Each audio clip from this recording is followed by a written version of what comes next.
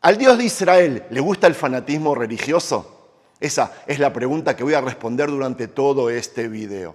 Les cuento que el pueblo de Israel, mientras deambulaba por el desierto 40 años rumbo a la tierra prometida y sabiendo de que ni Moshe ni su hermano Aarón entrarían a la misma, les designó 2 herederos. Yoshua bin Nun cambiaría a Moshe en el liderazgo militar y Pinhas ben Aarón sería el líder espiritual en vez de su padre Aarón. Nosotros podemos saber perfectamente por qué se eligió a Yoshua bin Nun. Él tenía un mérito de haber sido el líder militar durante muchísimos años, combatiendo contra los peores enemigos de la mejor manera. Le fue fiel a Moshe, además fue su mano derecha muchísimos años. Ni que hablar de la experiencia de cuando vino aquí a explorar, a espiar la tierra prometida, volvió con buenas noticias y fue una de las 2 personas que salieron de Egipto y las únicas que iban a entrar a la tierra prometida. Pero Pinhas ben Aarón, ¿saben por qué fue elegido? Por cometer un asesinato, literal. Una vez, cuando vio que un hijo de Israel entró a una tienda de una madianita, entró con un cuchillo, lo asesinó a él y a ella. Y ese fue su mérito, por eso fue elegido. Cuando entramos a la tierra de Israel, él estuvo aquí mismo, en este mismo lugar, ejerciendo como el primer sumo sacerdote dentro de la tierra prometida.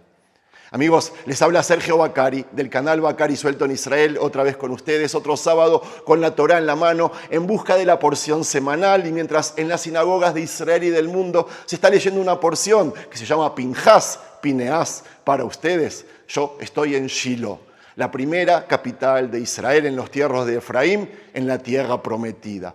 Aquí estaba el Mishkan, el templo. Esta era la Jerusalén, la primera Jerusalén cuando entramos a la tierra prometida. Aquí venían todos los peregrinos de todos lados 3 veces al año. Y como les dije, aquí Pinhas fue el que ejerció como primer sumo sacerdote. Gracias por acompañarme en este video y gracias a los que siguen visitando nuestra tienda virtual, en la cual pueden conseguir cosas que salen de aquí, Tierra Santa, a vuestras casas, no importa en qué lugar del mundo ustedes viven. ¿Cómo visitar la tienda? Pinchando en el enlace de aquí arriba o en el primer enlace de este y todos los videos del canal. Amigos, gracias. Vamos a hacer un recorrido por esta ciudad antigua y vamos a entender este fenómeno. ¿Por qué Dios quiso que durante la peregrinación por el desierto tengamos un líder buenito como Aarón, pero a la hora de entrar a Israel tengamos un líder con dientes? Porque Dios quiere mostrarnos a nosotros que aquí en Israel el que se mete con la religión, no solo que le van a sacar los dientes, quizás también un cuchillo. Empecemos.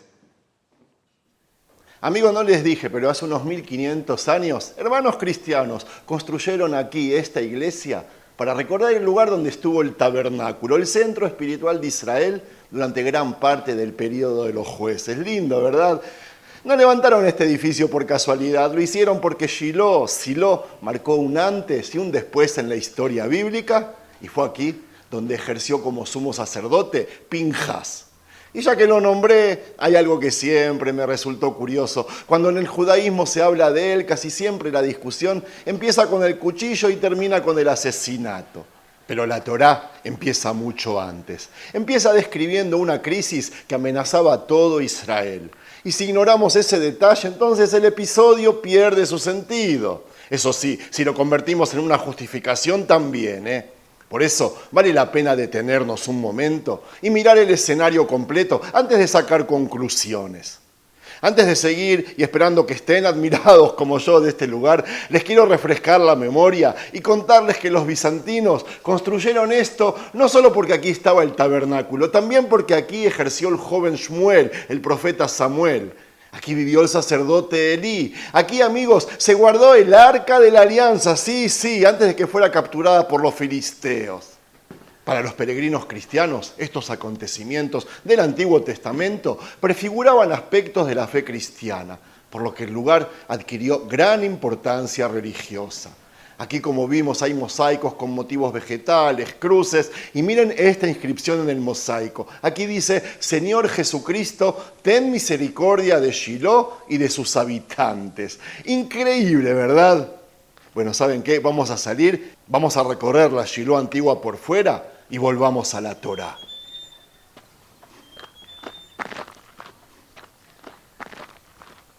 Amigos, después de 40 años en el desierto, el pueblo llegó a las llanuras de Moab, la tierra prometida estaba frente a ellos.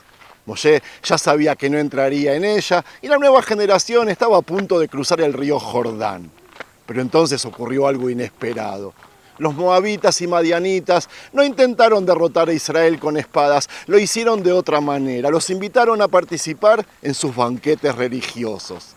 Aquellas celebraciones no eran simples comidas, estaban dedicadas a Baal Peor, una deidad canaanea cuyo culto combinaba idolatría con prácticas sexuales rituales. La Torá describe cómo muchos de ellos comenzaron a participar de esas ceremonias y abandonaron el pacto que habían hecho con Dios en el monte Sinaí 39 años antes.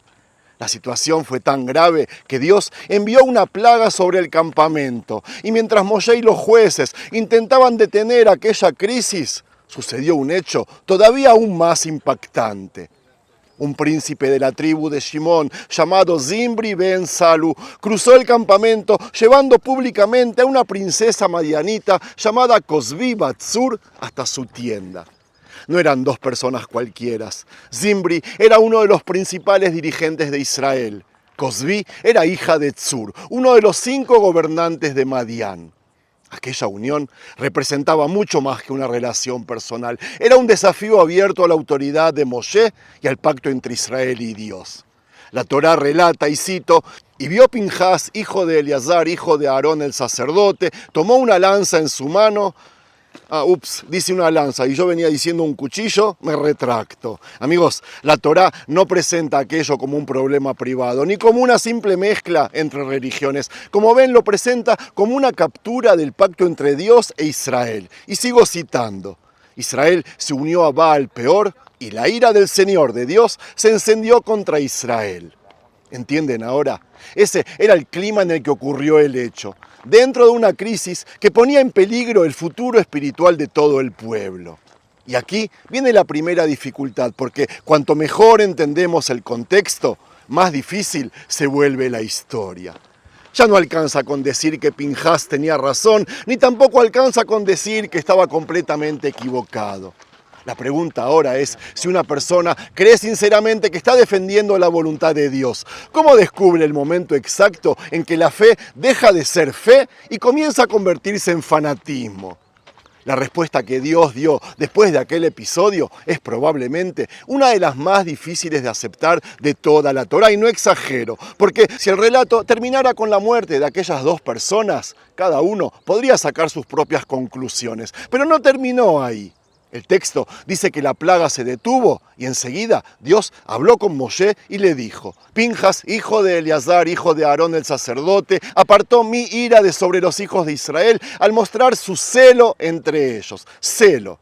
Y unas palabras después agregó algo todavía más sorprendente. He aquí que yo le doy mi pacto de paz. ¿Escucharon bien? Yo confieso que cada vez que leo estos versículos me hago la misma pregunta. ¿Qué fue exactamente lo que Dios recompensó? Porque el texto habla del celo de Pinhas, pero el hecho concreto que todos recordamos es otro, ¿verdad? Esa diferencia, les cuento, dividió a sabios y comentaristas judíos durante siglos. Algunos entendieron que Dios estaba aprobando una acción irrepetible, reservada para un momento excepcional de la historia de Israel, pero otros vieron en Pinhas el modelo de alguien dispuesto a defender el pacto por encima de cualquier otra consideración. Y entre esas 2 maneras de leer la historia existe un mundo entero de distancia. Lo interesante es que la propia Torá parece negarse a cerrar el debate. No explica qué sintió Pinhas, no desarrolla sus motivos, no intenta responder las preguntas que inevitablemente nacen al leer este episodio. Simplemente cuenta lo que ocurrió y sigue adelante, como si quisiera que cada generación volviera a enfrentarse con el mismo dilema. Quizás esa sea la razón por la que seguimos hablando, incluso hoy, de Pinhas, más de 3000 años después. No porque la historia haya quedado resuelta, sino porque sigue obligándonos a hacernos preguntas que todavía duelen, que todavía incomodan. Amigos, durante todo este paseo hemos hablado de un hombre, pero la verdadera historia nunca fue la de Pinhas, sino la de la enorme influencia que tuvo su acto sobre las próximas generaciones, las que vinieron después. Les cuento que con el paso de los siglos, distintos grupos judíos volvieron una y otra vez a esta historia buscando respuestas para los desafíos de su propia época. Los macabeos, enfrentados a quienes intentaban borrar la identidad judía, vieron en el celo de Pinjás un ejemplo de compromiso absoluto. Más tarde, durante la dominación romana, algunos celotes también encontraron inspiración en él para justificar una resistencia cada vez más radical. Otros rabinos, que leían exactamente el mismo texto, llegaban a conclusiones muy distintas, opuestas. Quizás entre ellos Jesús también. Ahora les quiero traer 3 ejemplos actuales. 3 fanáticos judíos con kipá, con gorrita, que se autoapodaron Pinjás. El primero, Baruch Goldstein, Imaj Shmo, que entró a una mezquita en Hebrón el día más sagrado de los primos musulmanes y asesinó a 29 personas. El segundo, Igal Amir, Imaj Shmo, que asesinó al primer ministro Yitzhak Rabin un año después, también en nombre de Dios y por ávalo y consentimiento de muchos rabinos. El tercer nombre que quiero sumar a esta lista es el de un actual ministro del Estado sionista de Israel, Itamar Ben-Gvir. Su figura completa el cuadro. Mientras que los otros 2 llevaron su interpretación a extremos de violencia física directa, Ben-Gvir, que también había comenzado así, amenazando públicamente en terminar con Rabin, representa el salto de esa misma ideología a las estructuras de poder del gobierno. Él es un fanático racista, seguidor de la ideología de Meir Kahana y Imaj Shmo, prohibida en Israel.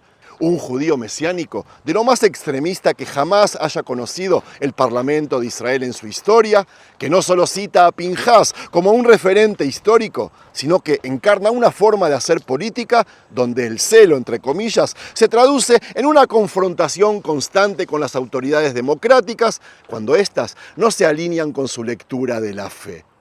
Amigos, es el paso final. El paso del fanático, entre comillas, que actúa por su cuenta, al dirigente, entre comillas, que busca que su celo sea la ley del Estado. La discusión nunca fue sobre lo que hizo Pinjás, como vemos. Fue qué debía aprender cada generación de aquel episodio. Como vemos, el mismo relato produjo interpretaciones diferentes, que todas nacieron de la misma palabra de esta porción semanal. Y mientras ese debate sigue abierto, este lugar donde nos encontramos ahora adquiere un significado completamente distinto. ¿Por qué?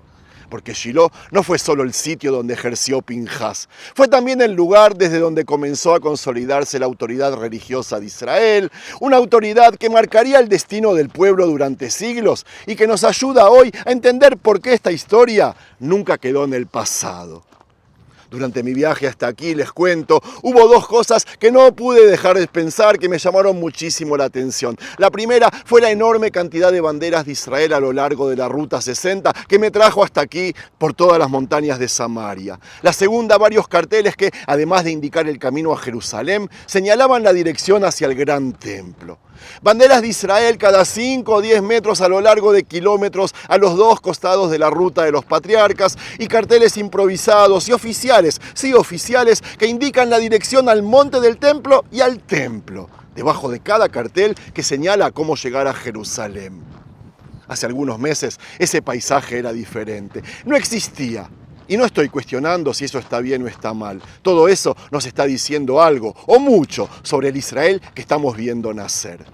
Las estadísticas muestran que el peso del sionismo religioso y del ortodoxo ha ido incrementando de manera constante durante las últimas décadas, ni que hablar de los judíos ortodoxos y de los hasídicos. Vemos dirigentes que citan a personajes bíblicos como modelos para la actualidad y sectores que mantienen enfrentamientos cada vez más duros con instituciones del propio Estado, como jueces, policía, el mismo ejército. Para unos, eso representa un regreso a los valores sobre los que nació Israel. Para otros, es una señal de alarma. Yo no vine aquí a decir quién tiene razón. Lo que sí me resulta imposible ignorar es que la discusión que comenzó con Pinjás sigue viva.